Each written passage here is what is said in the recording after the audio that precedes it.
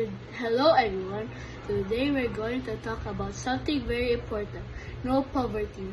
Do you know what poverty means? It means not having enough, not enough food, not enough clothes, no home to live in, or no money to go to school or see a doctor. Some people in the world don't have what they need to do live a happy and healthy life. This is called living in a poverty. But guess what? The world wants to change that. That's why we have goal number 1, no poverty. It's important because everybody deserves to be safe, healthy, and happy. No matter where you live or what your family has, you should be able to eat, go to school, and play. Children should not have to work to earn money.